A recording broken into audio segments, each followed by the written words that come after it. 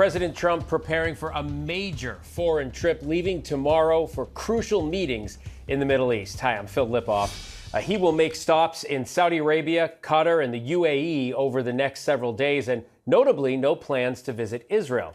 The trade war, ongoing attacks in the Middle East, and peace talks in the Russia-Ukraine war are expected to dominate much of that discussion.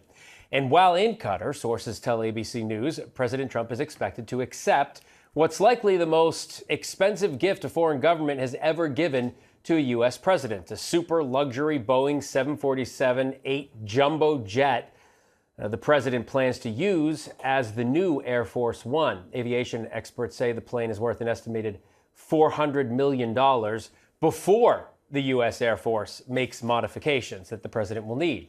Let's get right to ABC News senior White House correspondent Selena Wang and ABC News national security and defense analyst Mick Mulroy. Selena, I want to begin with you. What are President Trump's top priorities outside of the jet with this trip to the Middle East? And does this luxury plane from Qatar raise any red flags in Washington? Yeah, well, Phil, first of all, the fact that the president is choosing Saudi Arabia as the first major foreign trip of his second term just signifies this growing political and economic relationship between the U.S. and Saudi Arabia under the Trump administration. You'll remember that Saudi Arabia was also where President Trump had chosen to take his first foreign trip in his first term, and he's once again breaking tradition by skipping over America's closest neighbors. Now, this does come as the Gulf has played a critical role in mediating conflicts around the world, including the war in Ukraine, with Saudi Arabia serving as a venue for separate U.S. talks with both Russia and Ukraine. This also comes as the Trump administration is trying to make progress when it comes to the humanitarian crisis and the war in Gaza. Now, when it comes to that luxury plane, it certainly raises questions about whether or not it's legal for the Trump administration and ultimately the Trump Presidential Library Foundation to accept such a valuable gift from a foreign power. But sources are telling us that both the White House and the Department of Justice have concluded that because the gift doesn't come with any conditions, it's not conditioned on any official act, they're considering that this does not constitute bribery. Mick, what's most at stake as President Trump meets with these leaders?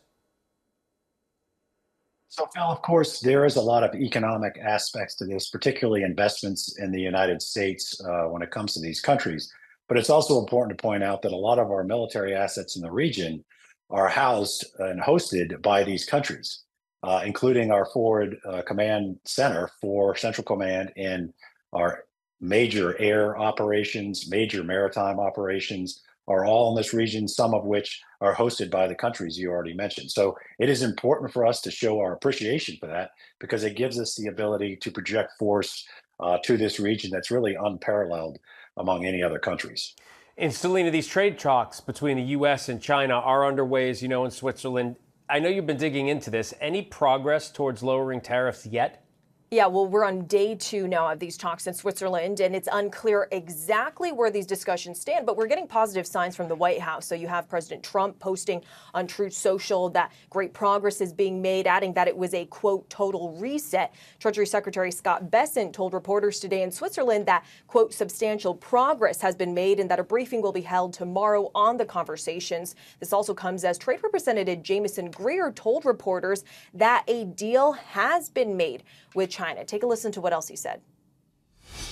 Just remember why we're here in the first place is the United States has a massive $1.2 trillion trade deficit. So the president declared a national emergency and imposed tariffs. And we're confident that the deal we struck with our Chinese partners will help us to work toward resolving that national emergency. So, Phil, we've reached out to the White House for clarification on whether or not a deal has actually been reached, since the Treasury Secretary described the talks as progress being made, not a deal actually being struck. Remember, going into these conversations, Phil, U.S. officials had downplayed expectations, saying that this meeting was really more about de-escalating tensions, not actually coming to a full trade agreement. And we also have yet to hear officially from Beijing. All right, Selena Wang, Mick Mulroy, thank you both.